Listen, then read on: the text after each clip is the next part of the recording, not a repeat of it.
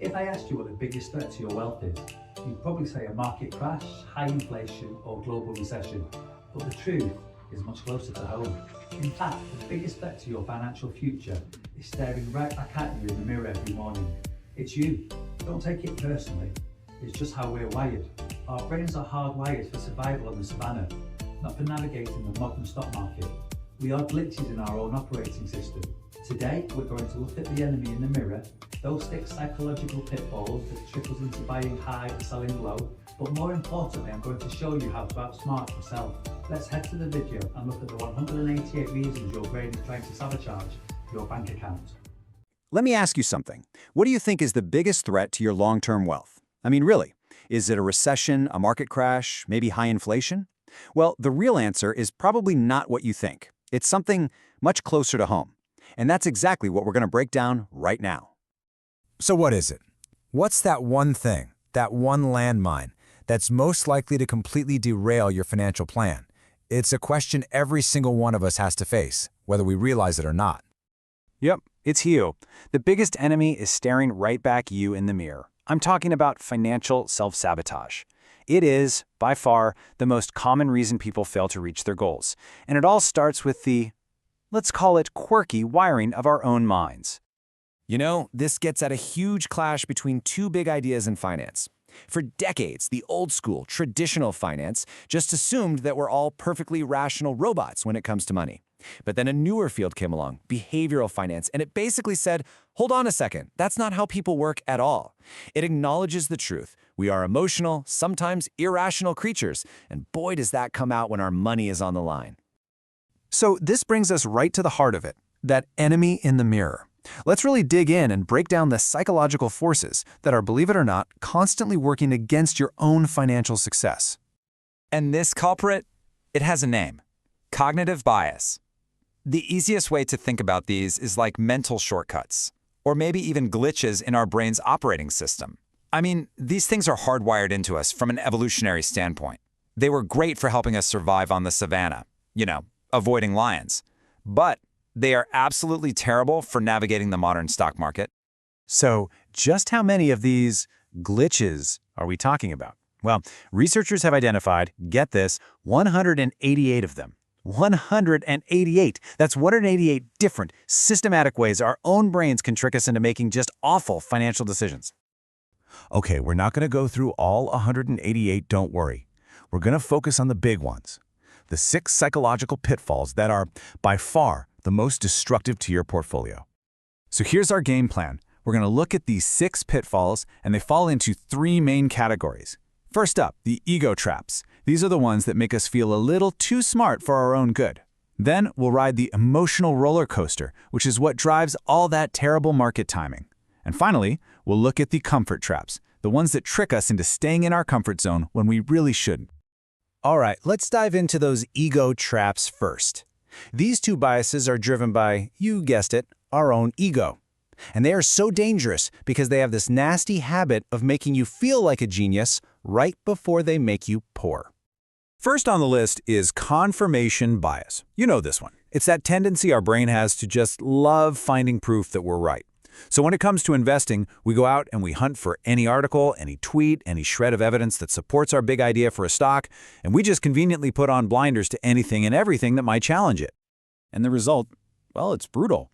You end up falling in love with an investment, you see all the red flags, but you ignore them, and you just ride that thing all the way down to the bottom, convinced the whole time that you were right and the entire market was wrong. And a perfect partner in crime to this is overconfidence. This one is a massive trap, especially for really successful, smart, driven people. You think, hey, I'm a great doctor or I'm a great lawyer, so of course I'll be a great investor. But here's the thing. The market couldn't care less about your day job. And what does that overconfidence lead to? Well, it's a recipe for disaster. You start trading way too often, just churning your account and racking up fees. You take these wild, speculative risks on things you don't really understand, and in the end, it's your portfolio that pays the price. Okay, so how do you fight these ego traps? There's great advice from the billionaire investor Ray Dalio.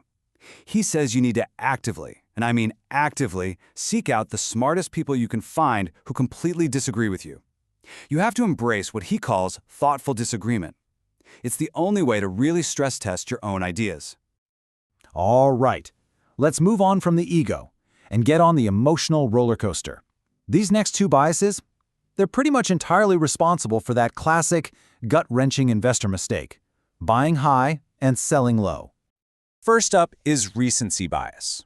This is basically our brain's obsession with what's hot right now. If a stock or a crypto coin has been on a tear for the last 6 months, our brain just naturally assumes, well, this is the new normal, it's going to keep going up forever. Our short-term memory completely hijacks our long-term thinking. And the outcome is, well, it's painfully predictable, isn't it?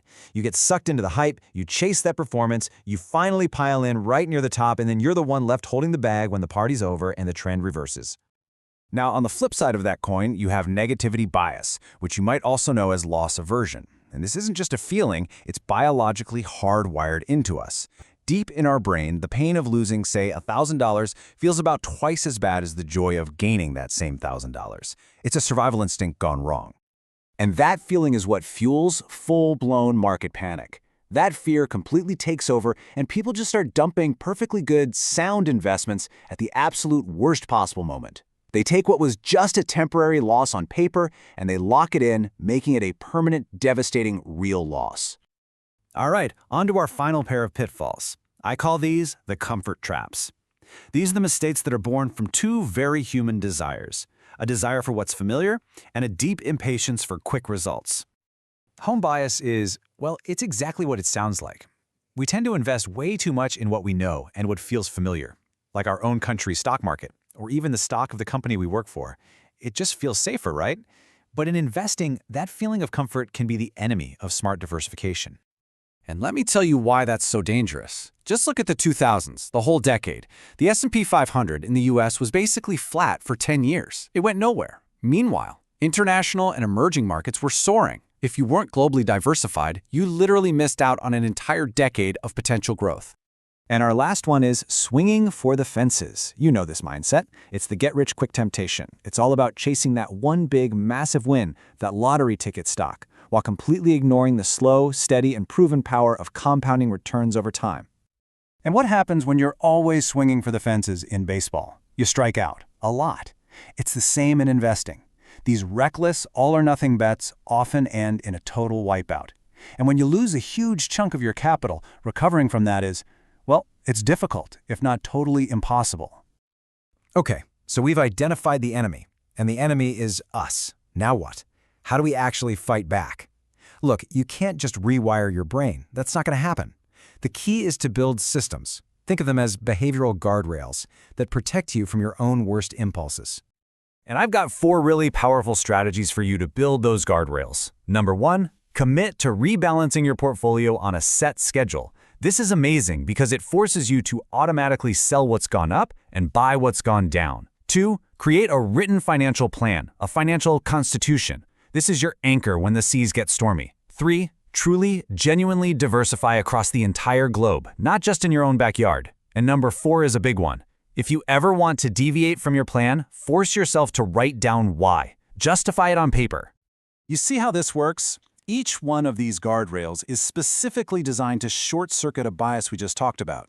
That scheduled rebalancing, it beats the emotional roller coaster of recency and negativity bias.